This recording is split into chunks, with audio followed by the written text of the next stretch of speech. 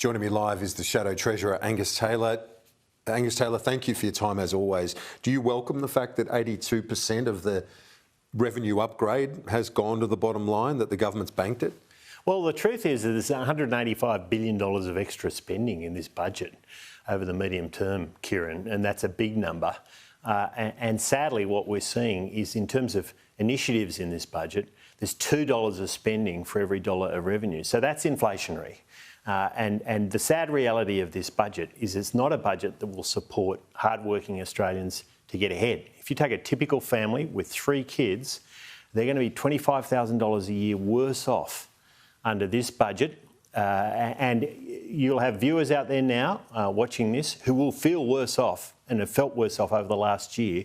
There's nothing in this budget that's going to alleviate that, because it's a budget that will put pressure on inflation, and as a result, will put pressure on interest rates staying higher for longer, and that's not what we want to see right now. What elements will put pressure on inflation? The government argues that the energy bill relief, for example, will in fact reduce CPI. When you're spending $185 billion, that's going to have inflationary impacts, particularly when your policy initiatives. But that's not all this year, though. But that's a lot of inflation, and of course, inflation is also about expectations of the future. That's what helps to drive it. And you've got a budget here which has been driven off a cliff. They inherited a very strong budget position. It's going backwards over the coming years. It is a fleeting budget, this one, in terms of the surplus. And it goes in exactly the wrong direction. It goes in the wrong direction because this is a government that can't help itself but to spend. And the truth of the matter is, in doing that, it creates a situation where it gives with one hand and takes away with the other, unfairly for so many Australians. It divides Australians between those who will be direct beneficiaries of one of the handouts and the vast majority of Australians who are going to have to pay for it with higher taxes and higher inflation. So what measures shouldn't have proceeded?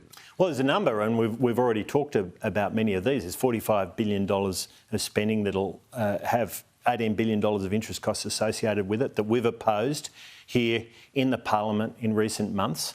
There's 10,000 additional Canberra public servants, and putting aside those in national security and frontline services, we think that's an unnecessary addition. There's additional new government agencies, which we think are not required. These are things that can be done through departments. So there's a lot of extra cost that Labor is adding.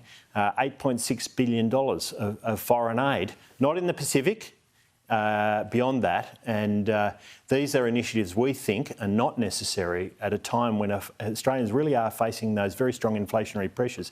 Add to that 1.5 million new immigrants added in this budget. I mean, that's an extraordinary number without, and that in itself, I mean, we support a reasonable level of immigration, but without a plan on infrastructure, the housing that's got to be delivered to support that, so all the services. You're opposed to that scheduled increase? It's 400,000 this year, 315,000 next. It's a massive number, and there's nothing that would convince anybody that there's a plan here to deal with that. I think you were just talking to Warren Hogan a moment ago, who was making similar points. These are very, very big numbers in the budget.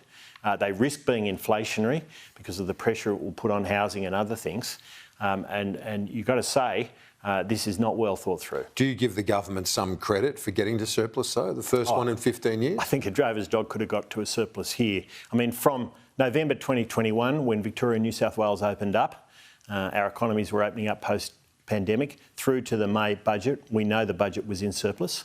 That's what Labor inherited, and sadly, what they've gone and done is taken that, because they inherited it, and then taken the budget off a cliff. And in doing that, they're creating extra inflationary pressures for all Australians, and we're seeing the effect of that now.